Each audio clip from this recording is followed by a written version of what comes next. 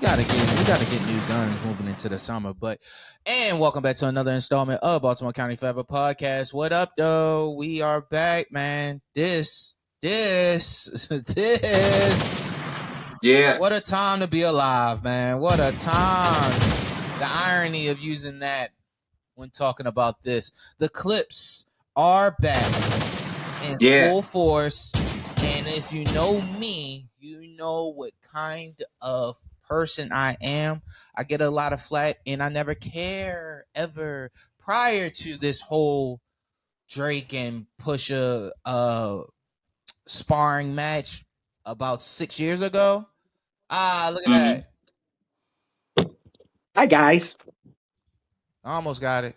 You almost got it. Am I on? Yep. You look like you're on. Yeah, you on. Okay. Can you turn your phone a little bit? We gotta see that would. Nah, turn it. Let's see real quick. Turn this way. Yeah. You know a lame phone don't Yeah, do it that. is, bro. Turn it again. 180. Yeah, his phone don't do that. Never mind. Go back. That's that Android shit, bro. I'm sorry, he got a screen lock, bro. Yeah.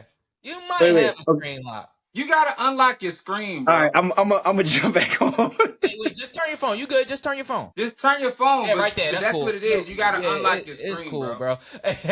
But yes, the irony that we are here today to talk about the Clipse new song, Ace Trumpets. My God, man. Intentional. Very intentional. Intentional, pure hip-hop. Like I was saying, Cousin Al, before you jumped on the pod episode, I was saying I get a lot of flack. I say the Clipse is the best duo ever. That's my opinion. I will never, ever go against that. The best duo ever. I don't care who anyone says. For me, they are the best duo ever. And I stand by that. I never care what anybody says, but I'm so glad that they are back. They are back with a lot of layers to everything that's going on. But let's just start with the new record, Ace Trumpets.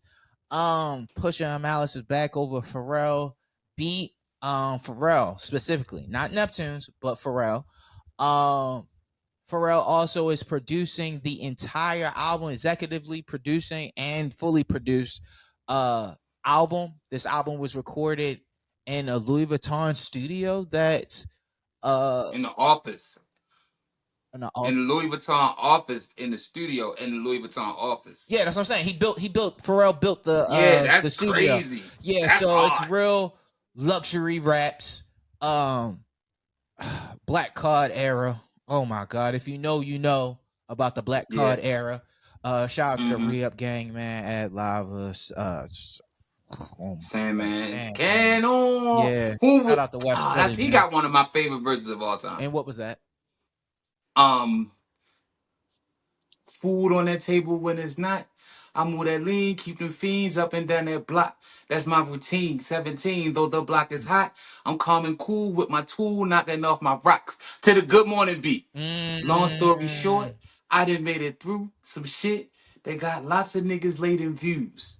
Yeah. We like, I remember, but that's the verse. Like, he went crazy on that. Also, by the way, doubling down, that is my favorite mixtape series. We Got It for Cheap. Volume 3 and 2 are like really, they're neck and neck, but Volume 3 just had so much great shit on it, bro. Like Volume 3 was just, if Volume 3 could have been an album, it would have been an album. It actually was. They actually turned it into the Re-Up Gang album. Wasn't really a fan of that. Because the verses, the songs didn't go with the beats that they just took and put it over there. But I understand why they did it, because We Got It for Cheap 3 was such a great mixtape. Oh my God. It had to be a way to try to make some money off of it. So I get it. Oh my God. Some of the beats they rapped on the Good Morning beat. Did they rap over? They rapped over Rainy Days. They rapped over Scenario 2000.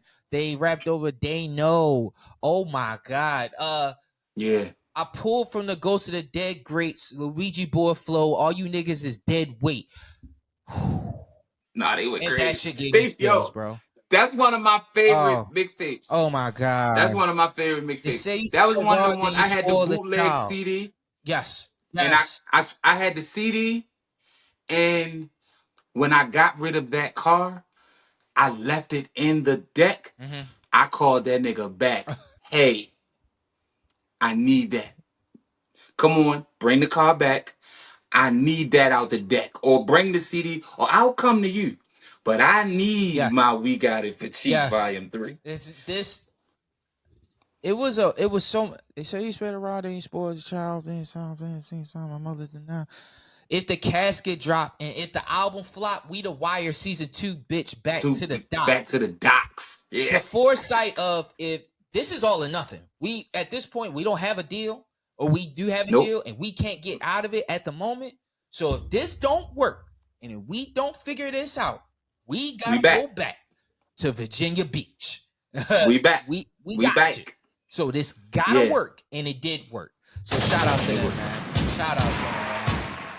I didn't know you felt all of this about the Clipse though. Oh no. I'm a diehard Clipse, and Hove. Clipse, Hove, Stack Bundles, Lupe, early Lupe. Lupe has fell down a little bit, but those three. Nothing after Lasers. Yes.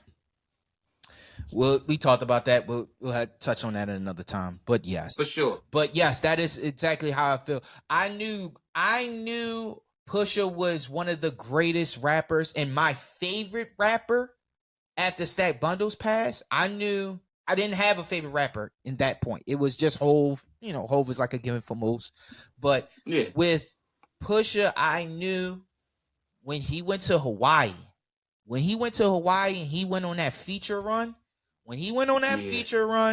and then he went on the Fear of God or Hell Have, what is it? No, that's their album. Wrath of Cain. When he went on his solo mixtape run, that is when it solidified for me that Pusha T is my favorite rapper. Hands down.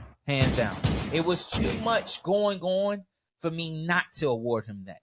Then when the casket dropped, I remember hearing an interview, I believe it was Q-Tip and Pharrell, and Q-Tip himself was like, when the casket dropped, till the casket dropped, or Hell Have No Fury. I want to say it was Hell Have No Fury. Hell Have No Fury can be played in any era of hip hop and make it. It is just that good of an album. Not only is it that good of an album, for it to be a sophomore album, I sometimes battle the fact of if that's better than Hell Have No Fury. No, if it's Lord Willing. And in my opinion, Hell Have No Fury, as I gotten older, is a better all-around album than Lord Willing. Oh, yo, you popping it tonight. I ain't gonna lie. It's time. Pusha T is the only rapper though Pusha T is the only rapper that has a clear cut better verse than Hove on a record. And what would that be? So Appalled. Pusha destroyed So Appalled. Destroyed them niggas. And I thought Jay-Z went crazy. He did. And he followed Jay-Z and destroyed that shit. Yeah. You know what is a unsung Pusha T verse that a lot of people don't know about? You may know about it. It's from the Good Friday series. It's Looking for Trouble. Yeah. Smoke that. Yeah. Smoke that. He smoked that. Smoke that. I couldn't believe it. And Cole was on that. Cole had a verse. Phenomenal verse. Oh my God. And they waited on that Cole verse. They didn't they skipped a Good Friday because they was waiting on Cole verse. They're waiting on the Cole verse. And oh my God. Yeah. But that Pusha Re-Up Gang Records. Yeah. That was just that Re-Up Gang era of his of the re-up game era of his career is so important to his legacy. And I don't think for niggas sure. like, I'm so glad that it's on like streaming platforms. I don't know if 2 is We Gotta Fit Cheap Volume 2 is on there. I feel like 1 and 3 is. But 1 and 3 is. I gotta 2 is not. I ever meet him, bro. If I Yeah. ever meet him, then I gotta go. I gotta let him know, bro. I gotta let him know. Like, but Yeah, you got to. and Will, what they do? Clock that. Yeah, for sure. For sure. Pusha T is like your Joe Budden for me. Yes. Like I think Hov is the best, hands down, bar none. But Joe Budden is my by far favorite rapper in the whole world. Absolutely. And don't get me wrong, it don't say nothing about how I feel about Hov. But when you talk about my rappers, Joe Budden is my favorite rapper, bar none. Yes. Like it don't even compute no other way. I hate to separate the two as far as like, you know how when we have lists and people be like excluding Biggie and Pac and Hov. I hate to do that because I always tell niggas, no, we can't do that. But this is very different. Like this is for sure. Like it's very different. But for sure. Yes. Back Ace and Trumpets. Ace Trumpets. Who had the best verse on there?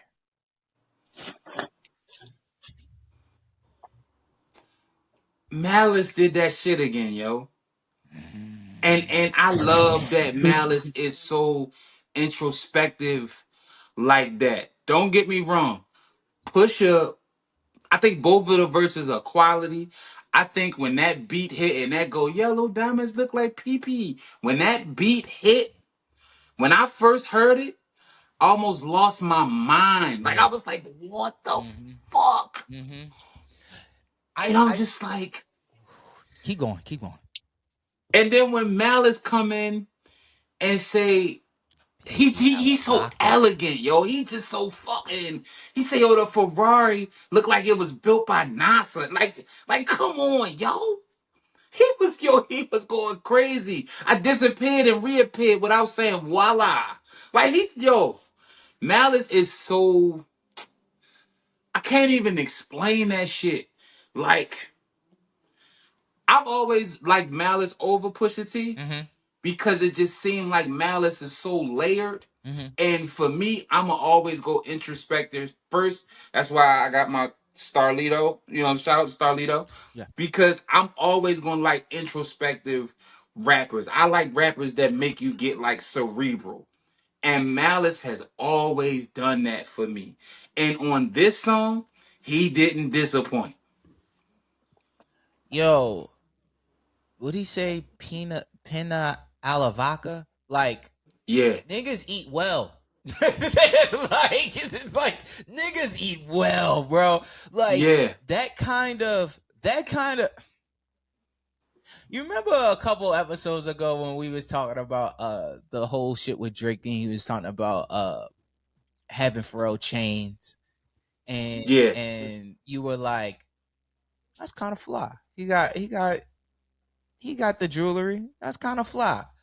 But this is what I think is fly. Like that kind of conversation. And you can agree that their level of expertise of finding stuff that is very expensive, but you want to do that with like they are the epitome of Hov saying what's the difference between 4.0 and a 4.6. 30-40 like, grand cocksucker beat it. It's like I want this pasta.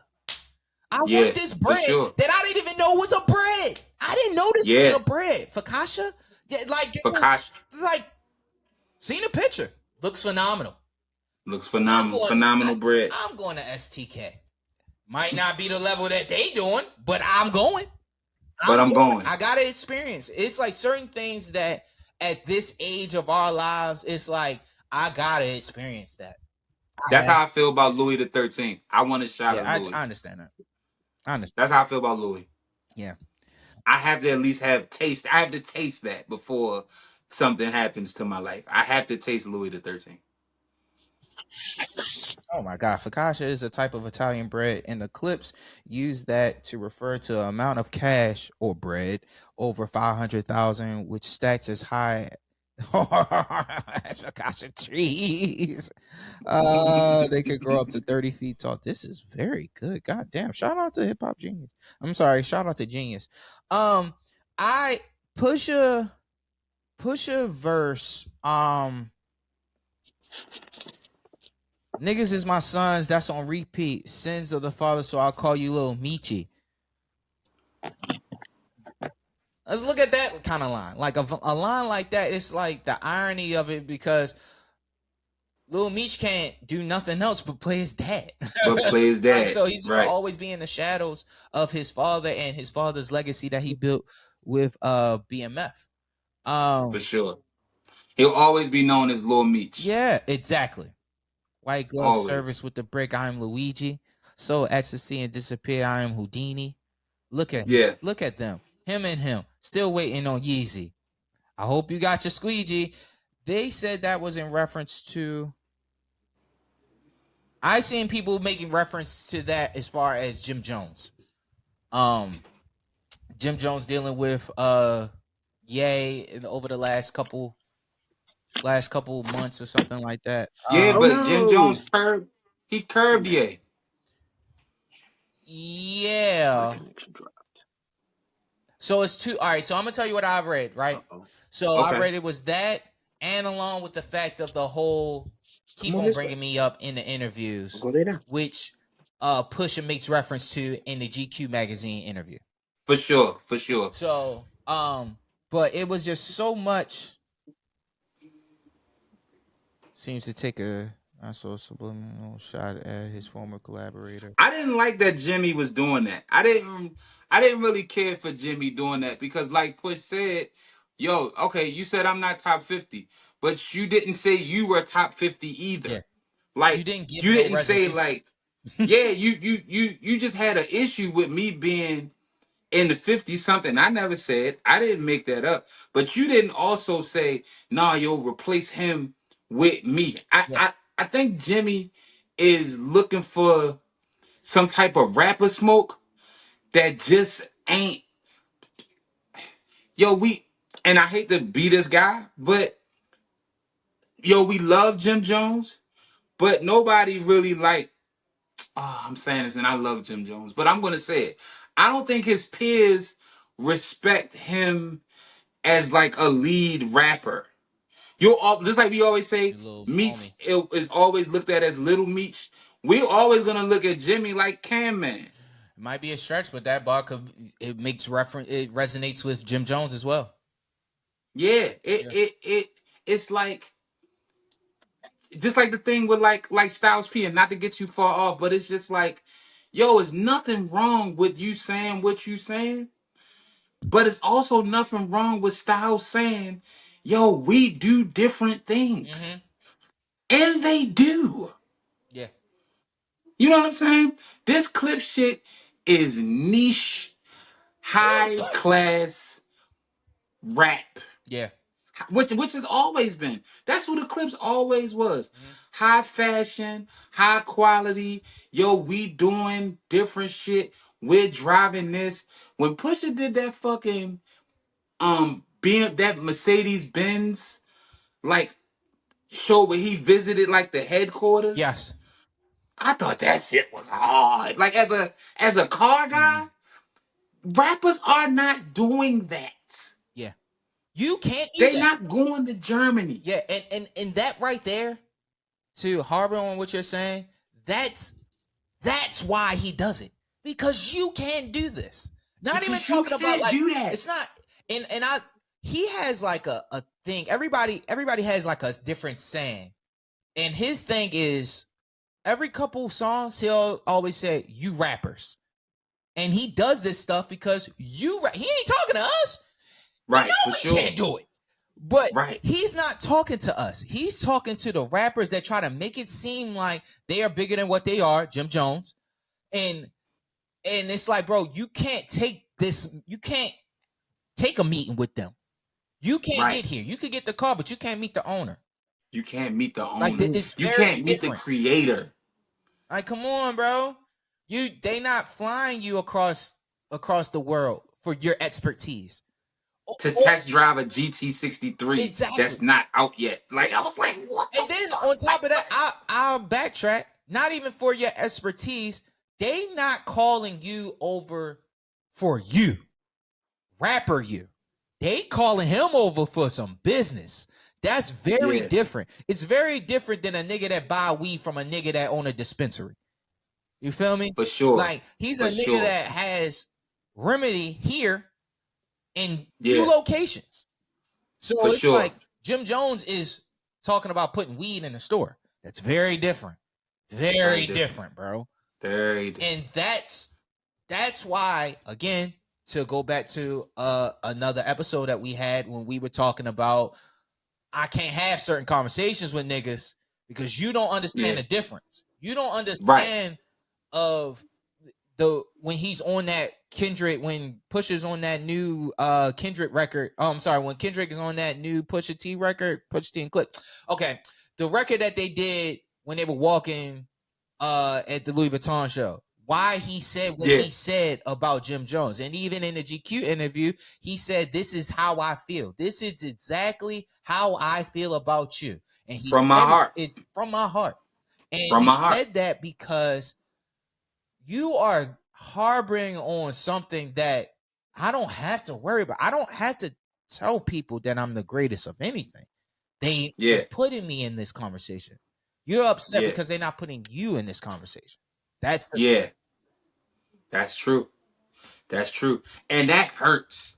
As a person who does this rap shit for sport, and rap is a sport, nobody hurts about it like Jim, who is a cancer, who's sensitive, who's petty, who's gonna feel away even after they say they don't care.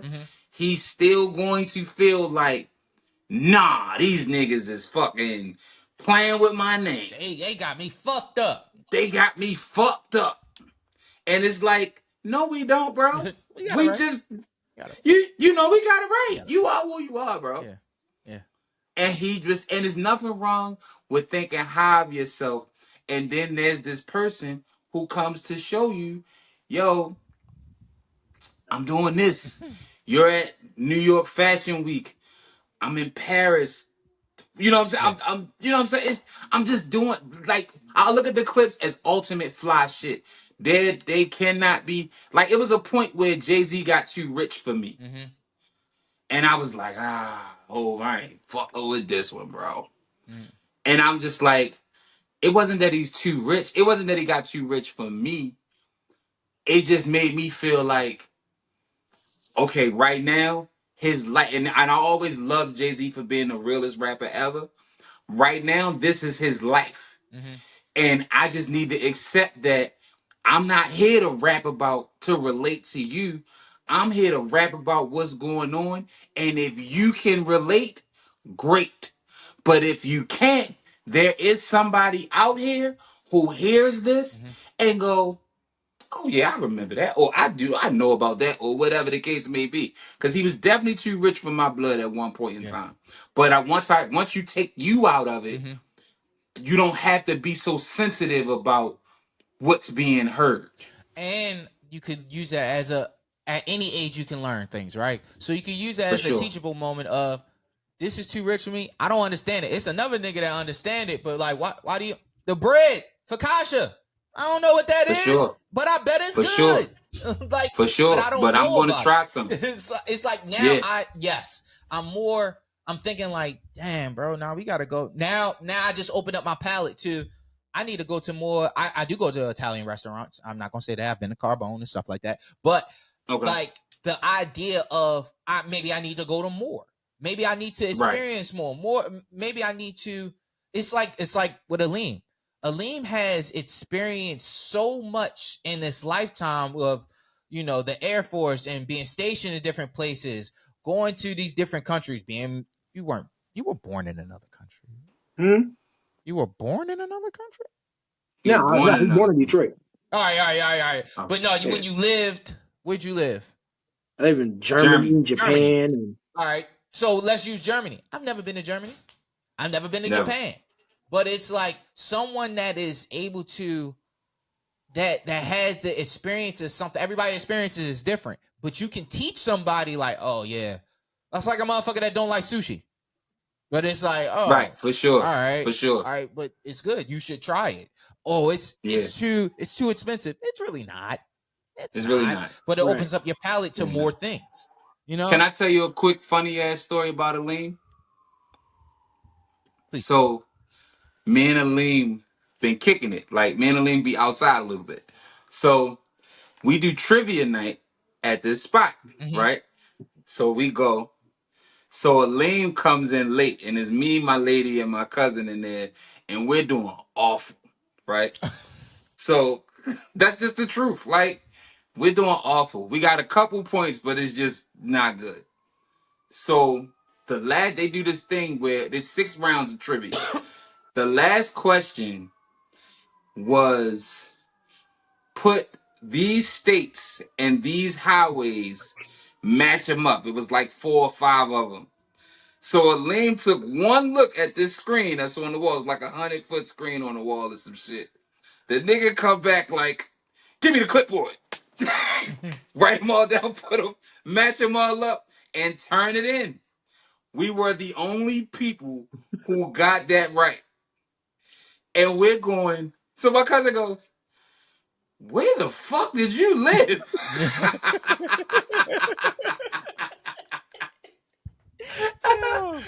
No, that's how it Because is. nobody in the whole restaurant knew that. We were the only team that got that right. So shout out to Aleem. I thought that was funny. And last time we cleaned up in trivia. We kicked ass in trivia last time too. Hey, we brainiac for no reason. Yeah, bro. Yeah, we kicked ass. I love that, man. If you ever need a lifeline, Aleem is a jack of all trades for everything. Nah, He'll that's figure what, out that's anything what I for know. you. Yeah, that's what I know. I think it was telling me about my bloodline the other day. I was like, Jesus Christ, yeah, he's right. I know. I was like, oh, you didn't text back. I was like, oh shit, I said too much information. No. I was on a dub. I was getting smoked, low key. So I had to. But I want to get to something, right? So in this GQ interview, right? He talks about, okay, let's backtrack, right? When they initially announced that they were putting out the album, I noticed that they were standing in front of the Rock Nation flag, paper plane, right? So I immediately comment and I said, no more Def Jam. Nobody responds, obviously. A couple of people liked it. Shout out to Low liked it. But that brought me to the GQ interview where Pusha T explains what happened. So the parent company of Def Jam and Def Jam, it was layered. They wanted Kendrick Lamar to censor his verse. They wanted Pusha T to have Kendrick Lamar censor his verse. Pusha T decline. This is from Def Jam on Def Jam level. Then it goes to UMG was like, what did they say? They take it off. Yeah, They take it want the off. whole thing off. Yeah. And Pusha was like, no, I don't want to do it. So they worked out something. At first, it was media took it as if they were dropped from the label, right? Okay. Hold on, I want to get one. But they did say that though. They said the album, won't come out. And then they was like, well, how about you just find somewhere to put out the Clipse album? Yes, it was their lawyer. It was the UMG lawyer that was saying, hold on. Damn. My bad. Go ahead, DB. My bad. Nah, he was saying that they said, yo, censor the Kendrick joint. Said no. UMG just straight gorillaed it. Yo, take it off. And he said no. And he said, well, the album is not no. So then the album's not gonna come out. And then somebody said, release that album out somewhere else. somewhere else. And they was like, no. Like, you know what I'm saying? Like, and then it was like, we'll still, you let us go, cool. But if you let push us go and push is still here, how about just let all of us go? Mm-hmm. And they worked it out, and I feel like they got railroaded, but they got out of there. So some money is worth the lack of like peace of mind. Yep. So they spent some money. I took it as it kind of reminded me of John Wick. They made them an offer that they felt was impossible. Like there's no way they're gonna come up with this money in that short amount of time. And oh shit, they did. But I mean that's true Right. loyalty. Like, hey, it's either all or none. So, but Yeah. that's just lawyer talk. Yeah. You know what I'm that saying? was- Hold on. I got it. Wait. But yeah, they was they trying to wanted strong me. arm him. Yeah, basically, they wanted me to ask Kendrick to censor his verse, which of course I was never doing. He explains. Then they wanted me to take the record off. Then the lawyer over there was like, "We'll just drop the clips," but that can't work because I still have a solo deal there, You still got deals. Yeah. right? Sure enough, Def Jam eventually agreed to release the clips and drop Pusha as a solo artist. Okay. Freeing the duo up to shop for a new home and finish the Clipse album with plenty of music. So I want to stop there, right? Because today they had an interview with Steven Victor, who manages not only Pusha but the group. And Steven Victor said that they had to pay 7 figures to get out of that deal. So 7 figures and some profit money off of yes, this album that's about to drop. yes. Yep. And it shows a couple things here. And I want Aleem's perspective as far as this. What is your thoughts of them trying to censor them as an artist? And what do you think about censorship in hip hop, especially at this level in hip hop? Well, it's funny you say that because, like, after reading the article, I got this book for Christmas, right? It's like an academic book about hip hop, and it's an article in here talking about, like, the one I'm reading is what does authenticity mean in today's hip hop and how much does it still matter? So it's kind of like, plus, I mean, y'all hear me talk, you know what I'm saying, when I be going on my rants and shit. And it's like, who's running the label? Who are these people in charge? Are I don't think they really feel the culture like we do. So to them is surface level. Authenticity matters to us. So For sure.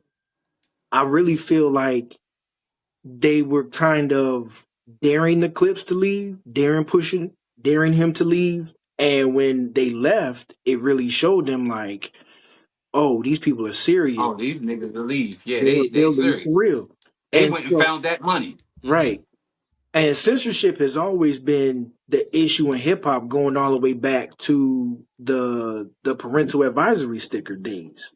You know what I'm saying? Going back to the Luke days. We forget that Luke got on stage at the Hip Hop Awards, BET Awards, and he said, "Yo, if I didn't win that First Amendment freedom of speech case, we don't have hip hop."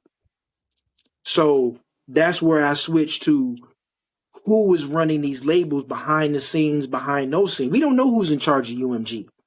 So to You see them, Grange, ain't it? well, I mean, okay, you got him, but who are his people, right? Got it, for sure. You know what I'm saying? Sure. So you got people, I mean, you got people, they may be French, they may be German, they may be, who knows? So they Nah, don't for sure. they don't understand the creativity and the authenticity, more importantly, the creativity. And I mean, it's a art. You know what I'm saying? Y'all know the field that I'm pushing into, and that's where I'm looking at how they limit people's just overall creativity. Our creativity, what I mean by us is Black people, right? People of African descent. There's a certain level of creativity that we have, And that's what they try to limit, no matter if it's rap, paint, sculpture. And when you can't limit it, you want to own it. And the Clipse coming up, hitting up Rock Nation like, yo, we got this deal on the table. And they saying Jay-Z was like, well, shit, hey, we need to get that done right now. Because he he's understands, less than 24 hours. Yes. he understands their creativity. He is a creative machine. He's not going to let that go because he sees the value in the intrinsic creativity and the financial creativity.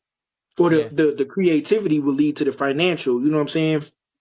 So I hate that, we have to deal with a certain entity in our society that limits our creativity any way that they can.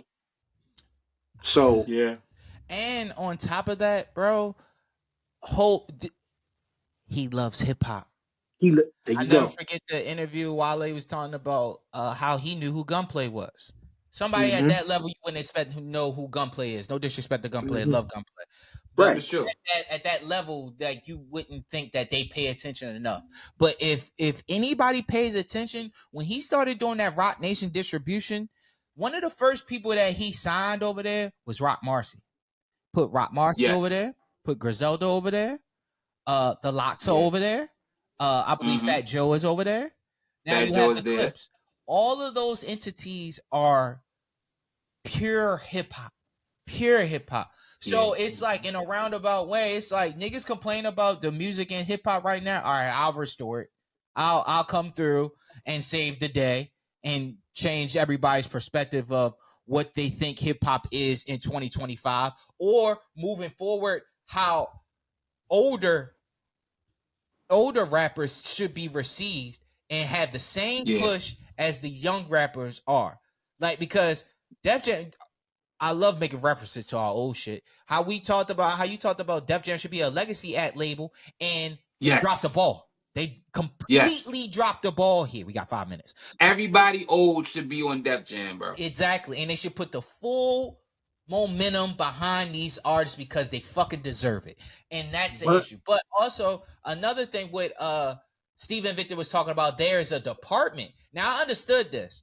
There's a department that goes through lyrics specifically for like interpolations and like stuff so people don't get sued and stuff like that. But now it's like, now you blurring the lines. You blurring the lines and you making it seem like I'm saying something about them and I might not.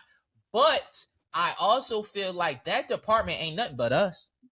That department is nothing but fans. I don't think so. I don't think so. All right, I think that department is them. But that's what I'm saying. No. I'm using it loosely. I'm talking about opinion based. Like, when I say like that department ain't nothing but us, what I mean by that is that is when artists put out music, we feel like, oh, nah, they talking about such and such. They talking about this person. They talk about that. That's the same thing this shit is. Because just like in that interview, Steven Victor was talking about the Pop Smoke situation. And they were saying how if Pusha didn't take his verse off of Paranoia. Ain't that sad, bro? Yes. If he didn't take his verse off the Paranoia, then they wouldn't put out the Pop Smoke record. And Steven Victor, I would like to be fair. Steven Victor was like, yeah, that wasn't even about Drake. But yeah, it was. But you see what I just did? You don't make that call unless the artist tells me that it's not about this person. If the artist is saying it's not about this person, then I can't say nothing else. That it just is what it is. But it's very obvious. So, but that's what I'm saying. That department is just a whole bunch of niggas assuming that this is about such and such. And UMG doesn't want to make the same mistakes that they made. They let it go with Pusha, so they didn't put out a story of Adidon. Cool. They let it go with the Kendrick shit. So twofold, they saved Drake, but then it was like, all right, well, I'm not gonna let it go this time, bro. It is what it is. But now they like, if I let it go now and I have them and I have Kendrick talking about Drake on this Pusha record, this only gives Drake's lawsuit merit. Yeah. But at the end of the day, they left the label. So it's still coming out. Exactly. So And I But it's think not under the UMG imprint. yeah, that's So right. now UMG just don't want to be held yeah. responsible Yeah, for they Yes, it. want to be they liable. cleared Yeah, of it. They're cleared of yeah, it now. Yeah, I'm sorry. Yeah, liable, Yeah, yeah. They don't want to be liable for whatever comes with it yeah, But at the end of the day, because is we that already got this dude doing that. is the yes, same entity going to over at Rock Nation? I mean, we know they're not, but they could easily do the same thing and say, you know, every artist or everybody who puts out art, they have to go through that when it goes out to the public. Even I don't know if y'all noticed, but stand up comedians, when they, you know, before they put out a special, they have to submit their jokes for somebody else to read them before they film it.